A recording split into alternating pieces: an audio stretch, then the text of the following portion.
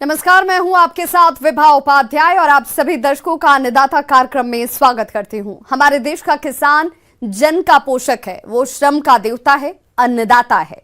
उसमें ही भारत की आत्मा निवास करती है और ऐसे ही किसानों की प्रगति के लिए हम खेती बाड़ी से जुड़ी हुई बहुत सी नई लाभकारी जानकारियां हर रोज सुबह लेकर आते हैं। तो चलिए कार्यक्रम शुरू करने से पहले देखते हैं क्या है आज के अन्नदाता में। जरबेरा फूल की फसल में किए जाने वाले ये जरूरी कार्य।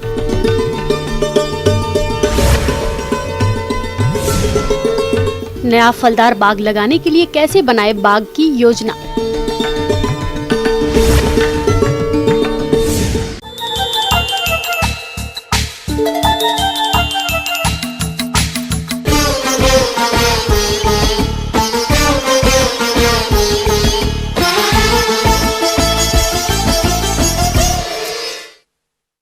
जरबेरा फूल की बढ़ती मांग को देखते हुए हमारे प्रदेश के किसान इसकी खेती पॉली हाउस में कर रहे हैं, लेकिन अच्छा लाभ वहीं प्राप्त कर सकते हैं जो फसल में किए जाने वाले जरूरी कार्यों को समय से करेंगे, जैसे कि सिंचाई, उर्वरक प्रबंधन, पौध संरक्षण उपाय आदि।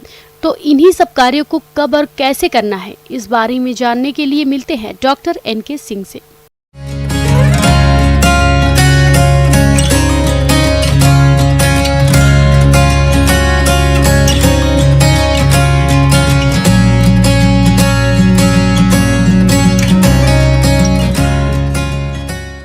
किसान भाइयों, वर्तमान में जरबेरा की जो फसल है पॉली हाउस में लगाई गई है, ऐसे में हमें इसका रख रखाव करना भी बहुत ज़रूरी रहता है, क्योंकि एक ज़्यादा इन्वेस्टमेंट हमारी लागत वाली फसल होती है।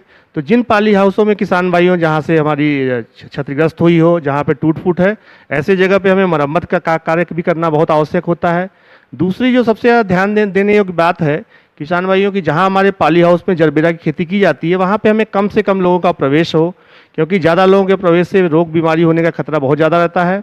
किसान भाइयों, पॉली हाउस में जहाँ जरबेरा हम लगाते हैं, वैसे तो ड्रिप के माध्यम से सिंचाई की जाती है, लेकिन कई जगह हमारा पानी जो नालियों में भी जाता है तो उससे खरपतवार की समस्या आती है। तो ऐसी अवस्था में किसान भाइयों हमें खरपतवार नाशी का उपयोग नहीं करना चाहिए।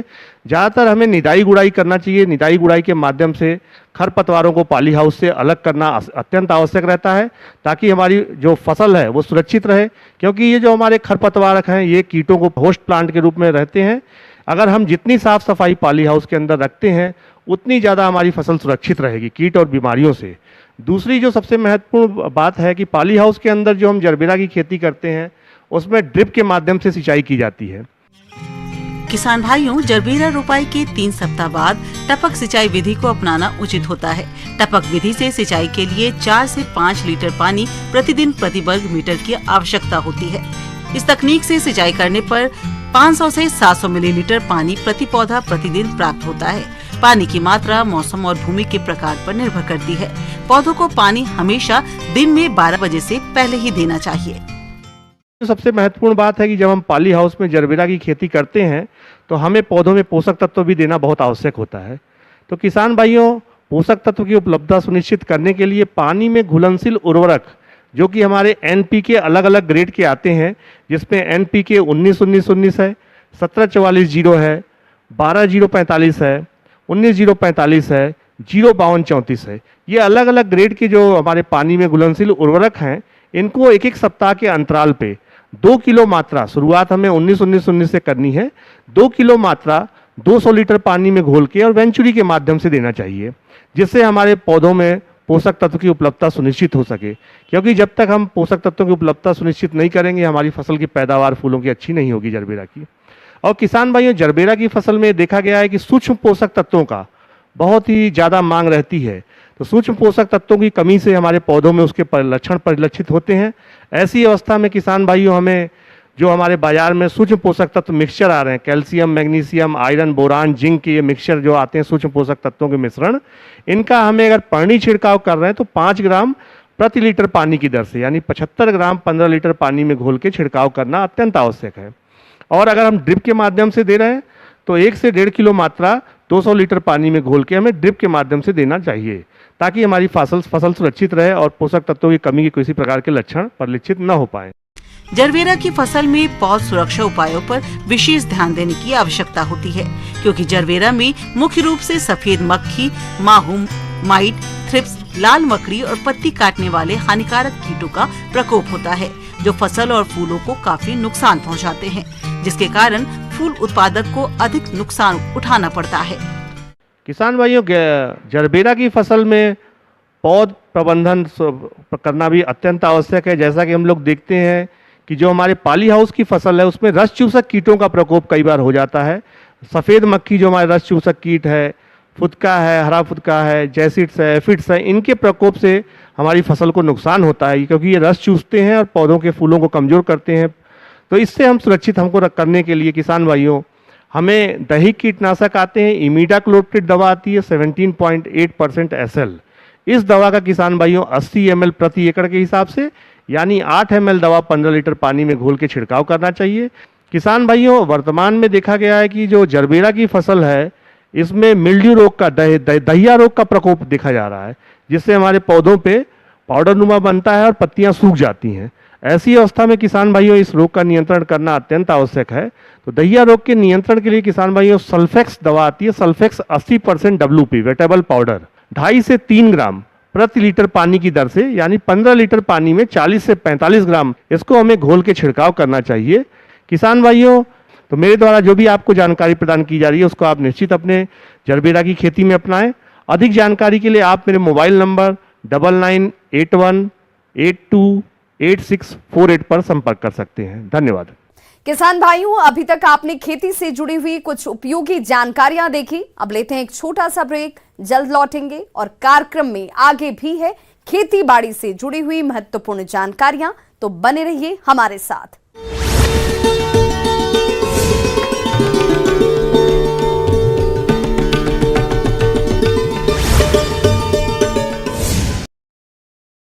भिंड में एयरफोर्स के अपाचे हेलीकॉप्टर की इमरजेंसी लैंडिंग। सिंध नदी किनारे भीड़ में उतरा, दोनों पायलट सेफ, सेना के अधिकारी मौके पर पहुंचे।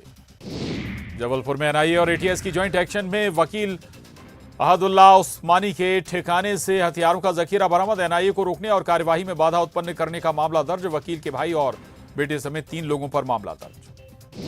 जबलपुर में आईएसआईएस के मॉड्यूल पर गृह मंत्री नरोत्तम मिश्रा का बयान। बोले, मस्जिद में करते थे मीटिंग, बिस्मिल्लाह ग्रुप के जरिए चल रहा था नेटवर्क, और भी खुलेंगे राज। कांग्रेस नेता सज्जन सिंह वर्मा का यूटर्न। धीरेन्द्र शास्त्री और प्रदीप मिश्रा पर दिए विवादित बयान पर मांगी माफी। कहा, मैं शब्दों को सही तरीके से संजो नहीं पाया। इंदौर में कार और बाइक की हुई जोरदार टक्कर, नाराज भीड़ ने लगाई कार में आग, कार जलकर खाक। 3 घायलों को एमवाय अस्पताल में घायलों को कराया गया भर्ती। बिहार में बाबा बागेश्वर का असर कथा से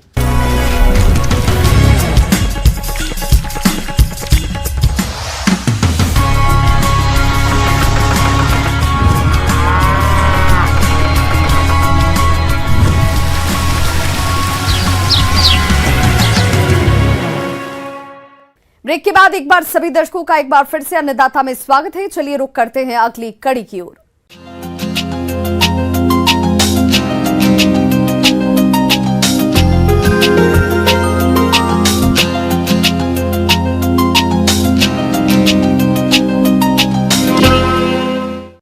पानी की हो रही लगातार कमी के चलते किसानों को रुझान आजकल बागवानी की तरफ बढ़ रहा है, और जो किसान भाई आने वाले समय में नए बाग लगाने की सोच रहे हैं, वे किसान अभी से ही नया बाग लगाने के लिए बाग की योजना बनाएं, ताकि आने वाले समय में नया बाग लगाते समय किसी प्रकार की कोई समस्या नहीं आए। तो आप नया बाग लगाते समय किन किन बातों पर खास ध्यान दें, आइए जानते हैं बागवानी विशेषज्ञ डॉक्टर महेश चौधरी से।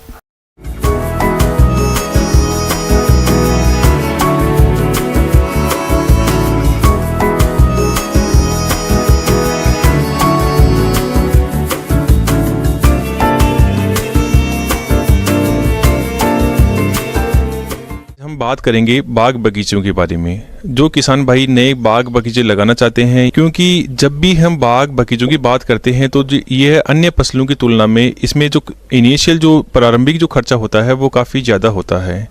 तो इसलिए जो किसान भाई नया बाग बगीचा लगाना चाहते हैं उनको काफ़ी ज़्यादा सावधानी बरतने की आवश्यकता होती है। फल बाग लगाने की योजना। फलों के बाग की योजना ज्यादातर फलों के पेड़ लंबे समय के लिए होते हैं, इसलिए बाग इस तरह लगाया जाए ताकि उनसे फायदा मिलता रहे। भूमि का चयन बाग में नए पौधे लगाने से पहले मिट्टी की जांच जरूर करवाएं। फलों के बगीचों के लिए गहरी दोमट या बलुई दोमट मिट्टी अच्छी रहती है। जमीन में अधिक गहराई तक कोई भी सख्त परत नहीं होनी चाहिए। जमीन में भरपूर मात्रा में खाद होनी चाहिए और जल निकास का सही इंतजाम होना चाहिए।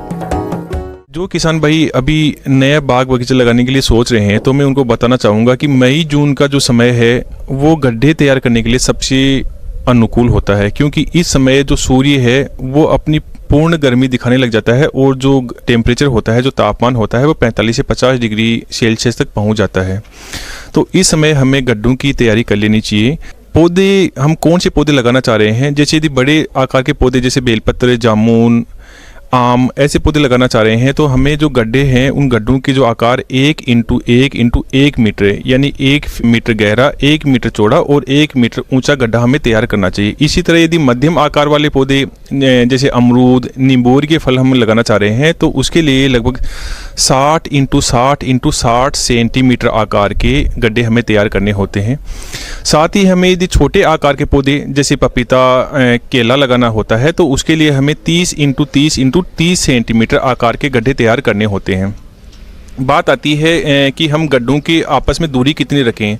तो जो दूरी है वो पौधे की, हम कौन सा पौधा हम रोपण के लिए काम में ले रहे हैं, हम यदि देसी पौधा ले रहे हैं या हम जो भी बडिंग या ग्राफ्टेड पौधा ले रहे हैं, साथ ही जो उसकी किस्म कैसी है, बोनी है या वो किस आकार का बढ़ने वाला होता है उसके ऊपर निर्भर करती है।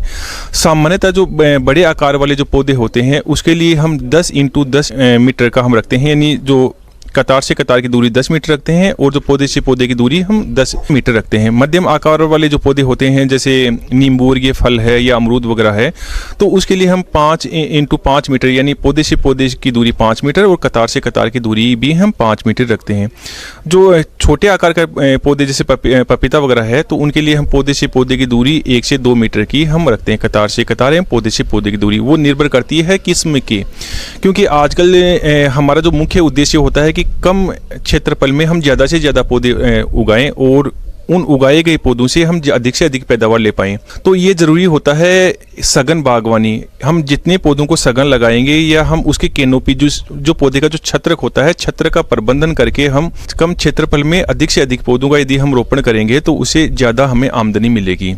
लेकिन उसके लिए किसान भाई के लिए ज़रूरी है कि उसमें सही हमें छत्र का प्रबंधन करना अति आवश्यक होता है, क्योंकि कई बार ये देखने में आता है कि किसान भाई बाग बगीचों का रोपण कर तो देते हैं लेकिन ज्ञान के अभाव में जो पौधे हैं वो जंगली रूप में हो जाते हैं।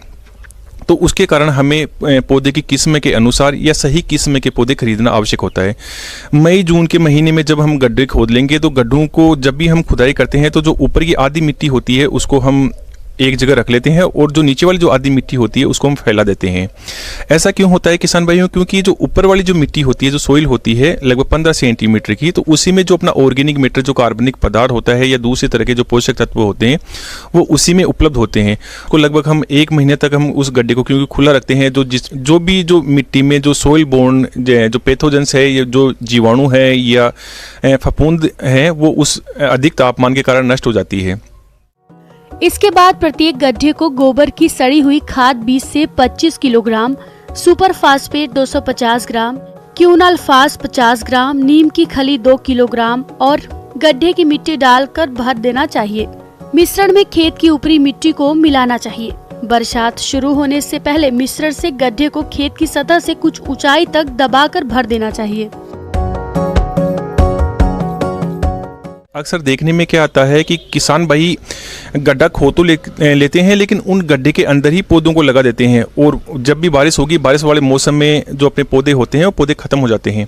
तो किसान भाइयों हमें ऐसा नहीं करना होता है। तो हम लगभग 15 सेंटीमीटर ऊपर तक हम गड्ढा भरेंगे तो जब भी पहली बारिश होगी या 1-2 बारिश होगी अपनी मिट्टी अच्छी तरह से जम जाएगी, जो भी वायु होगी उसके अंदर वो बाहर निकल जाएगी। 1-2 बारिश होने के बाद में हमें पौधों का रोपण करना है। पौधों की रोपाई जहां तक मुमकिन हो 2 बार अच्छी बारिश होने के बाद ही करनी चाहिए।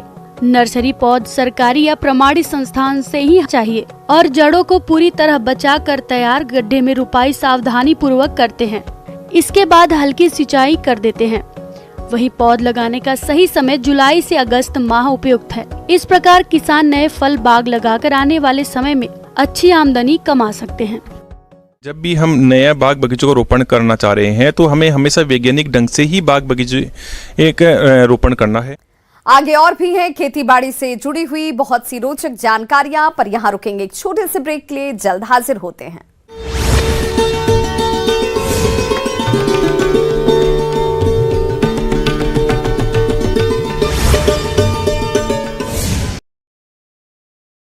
भिंड में एयरफोर्स के अपाचे हेलीकॉप्टर की इमरजेंसी लैंडिंग सिंध नदी किनारे बीड़ में उतरा। दोनों पायलट सेफ, सेना के अधिकारी मौके पर पहुंचे। जबलपुर में एनआईए और एटीएस की ज्वाइंट एक्शन में वकील अहदुल्ला उस्मानी के ठिकाने से हथियारों का जखीरा बरामद। एनआईए को रोकने और कार्यवाही में बाधा उत्पन्न करने का मामला दर्ज। वकील के भाई और बेटे समेत 3 लोगों पर मामला दर्ज। जबलपुर में आईएसआईएस के मॉड्यूल पर गृह मंत्री नरोत्तम मिश्रा का बयान। बोले, मस्जिद में करते थे मीटिंग, बिस्मिल्लाह ग्रुप के जरिए चल रहा था नेटवर्क, और भी खुलेंगे राज।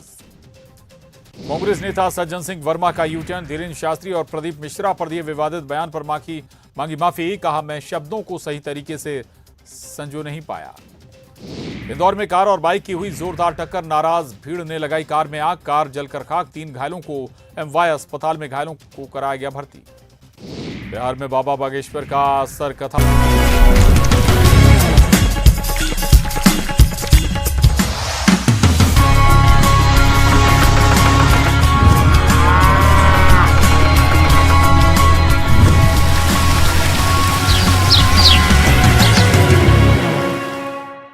ब्रेक के बाद एक बार फिर से आप सभी दर्शकों का अन्नदाता कार्यक्रम में स्वागत है। बढ़ते हैं अपनी अगली प्रस्तुति की ओर।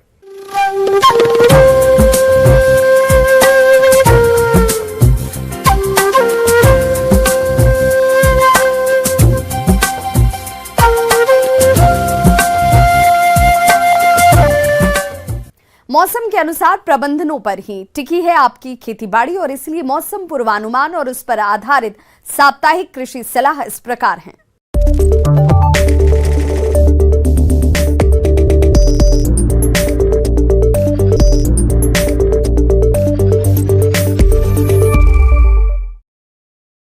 ग्रामीण कृषि मौसम सेवा, भारत मौसम विज्ञान विभाग, राजमाता विजय राजे सिंधिया कृषि विश्वविद्यालय ग्वालियर द्वारा भेजे गए मौसम पूर्वानुमान रिपोर्ट के आधार पर जिला मुरैना और इससे लगे जिलों के किसान भाइयों को सलाह दी जाती है कि इन क्षेत्रों में संभावित मौसम पूर्वानुमान में आगामी दिनों में छुटपुट से घने बादल छाए रहने व छुटपुट वर्षा होने का अनुमान है। ऐसे में इन क्षेत्रों के किसान भाइयों को सलाह दी जाती है कि किसान भाई सब्जियों और फलदार वृक्षों में सिंचाई का कार्य शाम या सुबह के समय करें, साथ ही निराई गुड़ाई का कार्य भी करें। किसान भाई इस समय मिट्टी की जांच करवाएं। इसके लिए खेत की मिट्टी उन जगहों से ना लें जहां पर पेड़ हो या फिर गोबर की खाद वाली जगह हो। इस समय खेतों की ग्रीष्मकालीन गहरी जुताई करें। इस समय मूंग की फसल में पीला मोज़ेक रोग की संभावना हो सकती है, अतः दिखाई देने पर प्रभावित पौधों को उखाड़कर गड्ढे में दबाकर नष्ट कर दें। मूंग में हरा मच्छर, माहू जैसिड एफिड, थ्रिप्स एवं सफेद मक्खी के नियंत्रण के लिए थायोमेथाक्साम 100 ग्राम 500 लीटर पानी में घोलकर प्रति हेक्टेयर की दर से छिड़काव करें। ग्रीष्मकालीन मक्का, बाजरा, ज्वार की फसल में आवश्यकता अनुसार सिंचाई करें। लौकी, तुरई, कद्दू, ककड़ी में लाल कीड़ा यानी रेड पंपकिन बीटल दिखाई देने पर इसके नियंत्रण के लिए मिथाइल पैराथियान 2% धूल का भुरकाव करें। मिर्च और टमाटर की फसल में इस समय लीफ कर्ल यानी चुर्रा मुर्रा रोग आने की संभावना हो सकती है, अतः दिखाई देने पर इसके नियंत्रण के लिए थायोमेथाक्साम 25 डीजी की 100 ग्राम मात्रा 500 से 600 लीटर पानी में घोलकर प्रति हेक्टेयर की दर से छिड़काव करें। बैंगन की फसल में तना भेदक व फल वेधक मक्खी से बचाव के लिए प्रभावित फलों को तोड़कर जमीन में दबाकर नष्ट कर दें व अधिक मात्रा में इन कीटों का प्रकोप हो तो स्पाइनोसेट दवा 48 EC की 1 मिलीलीटर मात्रा प्रति 4 लीटर पानी के हिसाब से घोल बनाकर छिड़काव करें। वर्षा ऋतु में विभिन्न फलों के पौधों के रोपण के लिए उपयुक्त स्थान का चयन करें और गड्ढे खोदकर तैयार कर दें और फलों के पेड़ की आवश्यकता के अनुसार गड्ढे के बीच की दूरी बनाए रखें। संभावित मौसम पूर्वानुमान में थंडर स्ट्रोम को देखते हुए ऐसे समय में पशुओं को पक्के मजबूत शेड में रखें व बछड़ों से अलग रखें। पशु बाड़े में हमेशा साफ एवं ठंडा पानी उपलब्ध कराएं। यदि बाड़े के बाहर पानी का बर्तन रखते हो तो छायादार जगह पर रखें। पशुशाला एवं मुर्गी घर में हवा के आगमन के लिए सही व्यवस्था रखें। गेहूं, चना एवं तिवड़ा के भूसा को पानी से बचाएं और पशुओं को खिलाने के लिए सुरक्षित स्थान में भंडारण करें।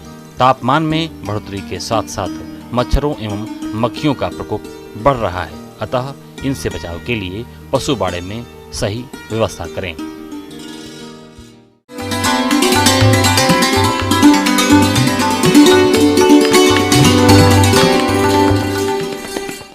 अन्नदाता हेल्पलाइन निःशुल्क फोन संपर्क सेवा के माध्यम से आपके द्वारा पूछे गए प्रश्नों में से एक या दो महत्वपूर्ण प्रश्न को हम अपने कार्यक्रम में शामिल करते हैं और इसी के तहत आज किसान का सवाल और उनका जवाब इस प्रकार से है। अन्नदाता निःशुल्क फोन संपर्क सेवा के माध्यम से पूछे गए प्रश्नों में से आज हमने जिस प्रश्न को कार्यक्रम में शामिल किया है उसे पूछा है ग्राम मिलावल, जिला जबलपुर के कृषक अनुज ठाकुर ने। ये एलोवेरा की खेती के बारे में संपूर्ण जानकारी चाहते हैं। तो अनुज ठाकुर जी, आपकी जानकारी के लिए प्रस्तुत है कार्यक्रम का ये अंश। मैं बताना चाहूँगा आपको कि जो पड़ती भूमि, जिस भूमि में आप कोई भी फसल नहीं लगा सकते हैं, कृषि की कोई भी फसल, धान, अन्न कोई भी फसल नहीं उगा सकते, ऐसी भूमि में आप एलोवेरा की खेती कर सकते हैं और एलोवेरा की खेती करके नहीं आप बहुत अच्छी आमदनी उससे प्राप्त कर सकते हैं। तो किसान भाइयों, ये बहुत ही अच्छी फसल है जो बंजर ज़मीन में भी आपको लाभ दे रही है। तो मैं बताना चाहूँगा कि किसान भाई एलोवेरा की खेती कैसे करें। किसान भाइयों, ग्वारपाठा या एलोवेरा की व्यावसायिक खेती शुष्क क्षेत्रों से लेकर सिंचित मैदानी भागों में की जा सकती है। आज के समय में इसकी खेती देश के सभी भागों में की जा रही है। इसकी सबसे बड़ी खासियत यह है कि इसकी खेती बहुत ही कम पानी और अर्ध शुष्क क्षेत्रों में आसानी से कर सकते हैं। भारत में एलोवेरा की उन्नत किस्में जैसे IC 111271, IC 111280, IC 111269, IC 111273 और सीम शीतल L123 आदि किस्मों को लगाकर व्यावसायिक तौर पर आप उत्पादन ले सकते हैं। तो सर्वप्रथम किसान भाई एलोवेरा की खेती के लिए ज़मीन को बहुत अच्छे से तैयार करना है। खेत की जो पड़ती भूमि है उसकी गहरी जुताई करनी चाहिए। गहरी जुताई करेंगे उसके बाद में देखना है कि कहीं ऐसी जगह तो नहीं है जहाँ जल भराव की समस्या हो।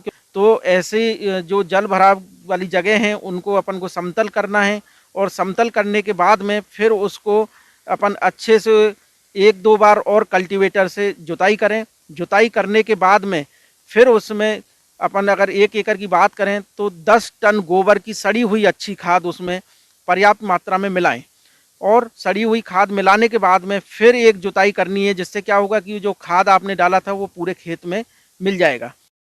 किसान भाइयों, एलोवेरा फसल को रासायनिक उर्वरकों की आवश्यकता कम होती है, इसलिए आप urea 110 kilogram, single super phosphate 155 kilogram और म्यूरेट ऑफ पोटाश 42 किलोग्राम प्रति हेक्टेयर की दर से खेती की तैयारी के समय डालकर मिला देना चाहिए।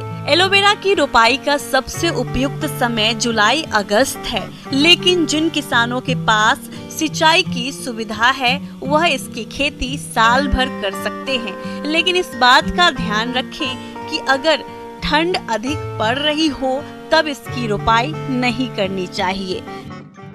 इसके बाद में किसान भाई एलोवेरा का जो स्लिप्स लगती हैं उनको एक अच्छी ऑथेंटिक या रजिस्टर्ड कंपनी से ही लें, उसके बाद में खेतों में रोपित करें। किसान भाई ध्यान रखें कि पौधे से पौधे की जो बीच की दूरी है वो लगभग 1 से 1.5 फीट होने चाहिए। उसके बाद में इसमें बहुत सिंचाई की आवश्यकता नहीं होती है, लेकिन हल्की हल्की सिंचाई 5 से 6 दिन में किसान भाई करते रहें। और दूसरी चीज़, इस चीज़ का ध्यान रखें कि बारिश के महीने में ये जो पौधा रहता है वो पानी के लिए बहुत सेंसिटिव रहता है। तो जल भराव की समस्या जहाँ भी खेत में दिखे वहाँ उसको निकालने के लिए निकासी की व्यवस्था बनाएं, नालियाँ बनाएं, जिससे कि क्या होगा कि जल जो है वो पूरे खेत से बाहर निकल जाए और आपकी सड़न की समस्या कम से कम हो जाएगी। तो किसान भाइयों ये बहुत अच्छी फसल है जो कि पड़ती ज़मीन में बहुत आसानी से हो सकती है। और जैसे मैं बताना चाहूँगा कि एलोवेरा की जो मार्केट में कीमत है वो 4 से 5 रुपए किलो ग्रीन जो होता है, जो एलोवेरा की पत्तियाँ होती हैं वो मार्केट में बेची जा सकती हैं। और ये जो फसल है वो 2 से 3 साल तक लगातार चल सकती है इसमें, क्योंकि जो स्लिप्स हैं वो जो राइजोम्स होते हैं वो साइड से निकलते रहते हैं एलोवेरा में और ये मल्टीप्लाई होते रह सकता है। तो लगभग 2 से 3 तुड़ाई इसमें की जा सकती है। किसान भाइयों, रुपाई के 10 से 15 महीनों के बाद में पत्तियां पूर्ण विकसित और कटाई के योग्य हो जाती है। पौधे की ऊपरी नई पत्तियों की कटाई नहीं करें। निचली और पुरानी 3 से 4 पत्तियों को पहले काटना चाहिए। इसके बाद लगभग 45 दिन के अंतराल पर 3 से 4 निचली पुरानी पत्तियों की कटाई करते रहना चाहिए। इस प्रकार यह प्रक्रिया 3-4 वर्ष तक दोहराई जा सकती है और 1 हेक्टेयर से लगभग प्रति वर्ष 50 से 60 टन पत्तियों का उत्पादन लिया जा सकता है। दूसरी चीज ये रहती है कि इसमें बाजू से जो राइजोम निकलते हैं, सकर्स निकलते हैं, उनको भी आप मार्केट में बेच सकते हैं, जिसकी कीमत लगभग मार्केट में 1 से 1.5 रुपए बाजार में रहती है। तो ये लगा लीजिए आप 1 हेक्टेयर जमीन से लगभग 2.5 से 3 हज़ार सकर्स निकाले जा सकते हैं, जो कि 2 से 3 महीने में फिर रिप्लिकेट होते रहते हैं। तो ऐसे करके नहीं, आप साल भर में लगभग 10 से 15 हज़ार रुपये के शक्कर बहुत आसानी से बेच सकते हैं। तो एलोवेरा एक ऐसी फसल है जो कि पड़ती भूमि पर बहुत आसानी से उग सकती। जो भूमि किसी भी फसल के लिए योग्य नहीं है, उस भूमि पे आप ये एलोवेरा लगा के नहीं बहुत अच्छी कमाई कर सकते हैं।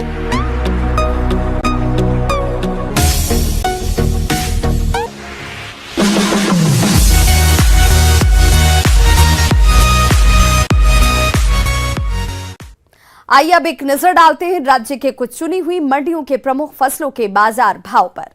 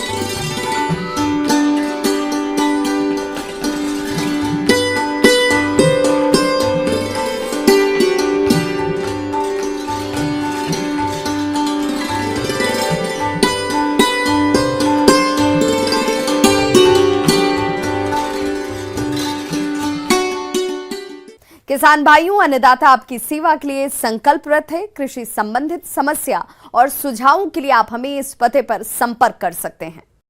प्रोड्यूसर अन्नदाता, news 18 Madhya Pradesh Chhattisgarh, Ramoji film city Hyderabad 501512। साथ ही आप हमें ईमेल भी कर सकते हैं। हमारा ईमेल एड्रेस है p18annadatamp@nw18.com। इसके अतिरिक्त आप हमें निःशुल्क हेल्पलाइन नंबर 180088922163 पर सोमवार से शनिवार सुबह 10 बजे से शाम 4 बजे के बीच संपर्क भी कर सकते हैं। किसान भाइयों, अब समय हो रहा है आपसे विदा लेने का, तो हमारी अन्नदाता टीम को दीजिए इजाजत। कल फिर से होगी आपसे मुलाकात कृषि संबंधित कुछ और महत्वपूर्ण जानकारियों के साथ। नमस्कार।